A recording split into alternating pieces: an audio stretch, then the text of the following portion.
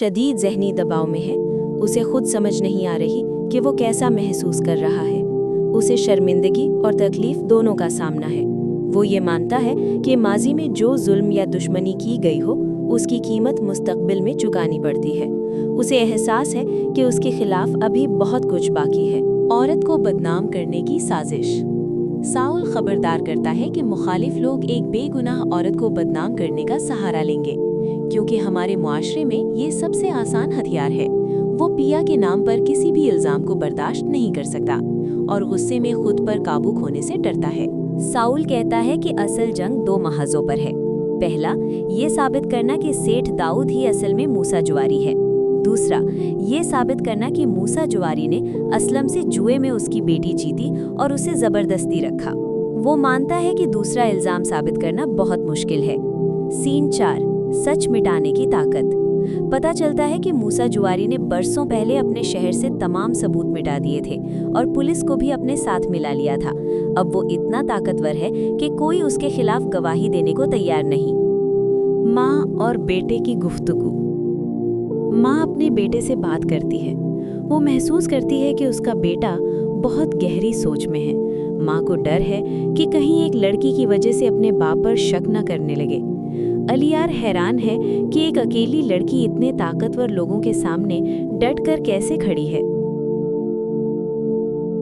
सेठ दाऊद और वकील। सेठ दाऊद अदालत में पेश होने से इनकार करता है। उसे लगता है कि वो एक बड़ा बिजनेसमैन है और अदालत में आना उसकी तौहीन है। वकील खाकान बाबर उसे समझाता है कि अदालत में पेश होना केस के लिए ज़रूरी है ताकि मुस्बत तासुर कायम हो। पिया और साउल का घरेलू मंजर। साउल पिया से कागजात पर दस्तखत करवाने आता है। माहौल हल्का और जज्बाती हो जाता है। साउल कहता है कि वो अपने लिए सब कुछ बर्दाश्त कर सकता है, मगर पिया पर कोई इल्ज़ाम नहीं। मोहब्बत और एतमाद नुमाया होता है। दाऊद की धमकियाँ। सेठ दाऊद शदीद गुस्से में है। वो धमकी देता है कि अगर उसके खिलाफ काम हुआ तो वो किसी को नहीं छोड़ेगा। वो असलम की बेटी के गिर्द बनने वाली सूरत हाल से बरफरूख्ता है। असलम और दाऊद का टकराव। ये वो लम्हा था जब खौफ की दीवार में पहली दरार पड़ी। सामने था सेठ दाऊद, ताकत, पैसे और गुरूर के नशे में डूबा हुआ, और सामने खड़ा था असलम, एक बाप जिसके पास अब खोने को कुछ भी नहीं बचा था।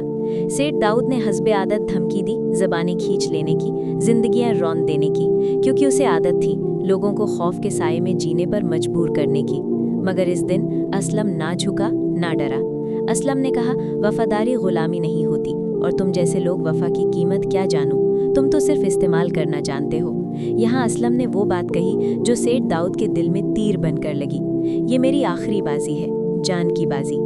या मैं अपनी जान दे दूंगा या अपनी बेटी के लिए जान ले लूंगा। इसी लम्हे सेठ दाऊद की आंखों में गुरूर के पीछे छुपा खौफ झलक गया, क्योंकि असलम अब जुवारी नहीं था, वो एक बाप था। और जब कोई बाप अपनी औलाद के लिए खड़ा हो जाए तो ताकत, दौलत और धमकियां सब बेमानी हो जाती हैं। ये सिर्फ एक टकराव नहीं था, ये ऐलान था कि अब ये जंग खामोशी से नहीं लड़ी जाएगी।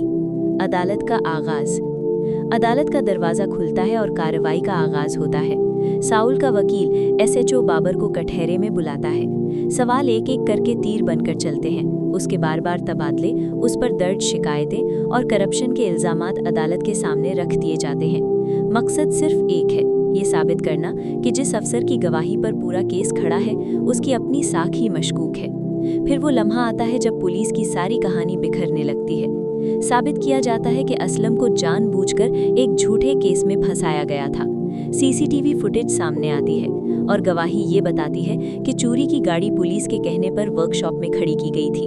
अदालत में खामोशी छा जाती है और सच आहिस्ता आहिस्ता अपनी जगह बनाना शुरू कर देता है।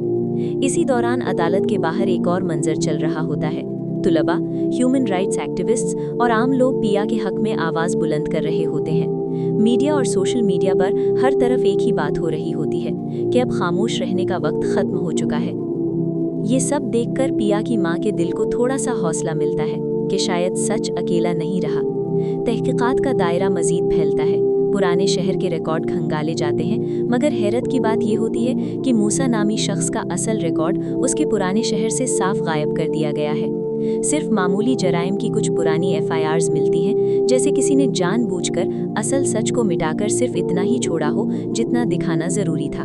और फिर अदालत में एक नया मोड़ आता है। दिफा का वकील इल्जाम लगाता है कि पिया अकेली नहीं बल्कि किसी ताकतवर सिफारिश के साए में खड़ी है।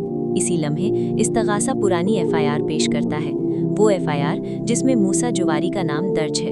अदालत का माहौल बदल जाता है, निगाहें कागज पर जम जाती हैं और सांसें थम सी जाती हैं। आखिरकार वकील अदालत से इजाज़त मांगता है कि पिया को गवाही के लिए कटहरे में बुलाया जाए। ये वो मकाम है जहां कहानी एक नाजुक और फैसला कुन मोड़ पर आखिरी होती है। अब मुकाबला सिर्फ इल्जामात का नहीं बल्कि सच और ताकत का है, और फैसला अब बहुत करीब है।